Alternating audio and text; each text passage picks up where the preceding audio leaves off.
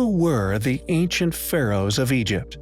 We have postulated on many occasions that the evidence to suggest the Great Pyramids are far older than currently attested, and as such, far outdate those who academia currently claim as the builders, is not only overwhelming but mounting by the day. The question as to who their constructors were remains elusive.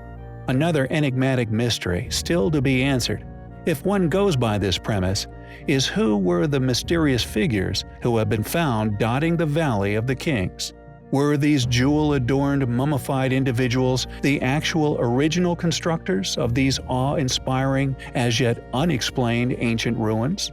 Not only is there strong evidence to suggest that the Great Pyramids themselves were built with an enormous exoskeleton of blocks stretching far into the thousands of tons, but that casing stones, which now encase these original blocks, are indicative of no less than 2 later stages of building, which we believe were in an attempt to conserve that which still remains at the site. It is undoubtable that whoever accomplished the original building of the miraculous structures, for an as yet unexplained reason, had a tremendous intellect, far eclipsing that of modern man. It is interesting then to note that many of these ancient pharaohs, although rarely shared by academia, seemingly possess craniums far larger than that of our own human skulls.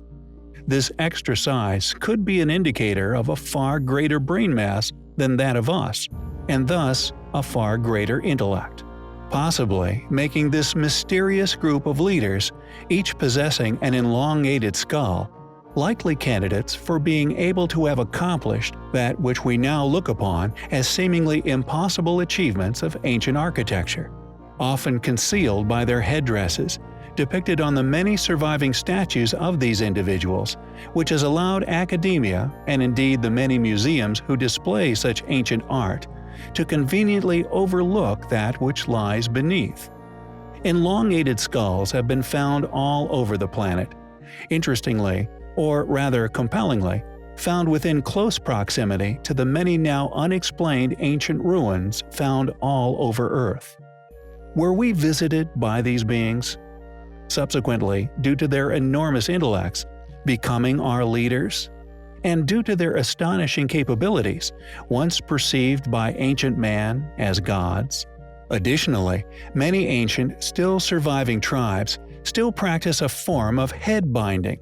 The question is, where did these techniques originate from? Who inspired such practices? And were they in an attempt to replicate the appearance of the gods? Elongated skulls, clearly as a result of these practices, are also found at sites around the world. Yet these skulls are easily identified as that of humans. This due to the recognizable cranial napping or stitching of the skull, present upon all humans as a growth pattern. However, those of the Egyptian pharaohs, Peruvian elongated skulls, and a number of child sacrifices found high among the mountains of the Andes do not share these same easily identifiable deliberate deformations. In other words, these pharaohs and other elongated skulls, concluded after in-depth analysis of their compositions, seem to have actually been their natural shape, allowing for a brain mass far inferior to that of the human skull. Are these elongated skulls, undoubtedly consisting of a far greater size brain space, found among ancient ruins we cannot replicate, merely a convenient coincidence? Or were they indeed an ancient race of beings we are yet to be made aware of by an academia clearly attempting to conceal vast portions of ancient history? We find the evidence to suggest such highly compelling.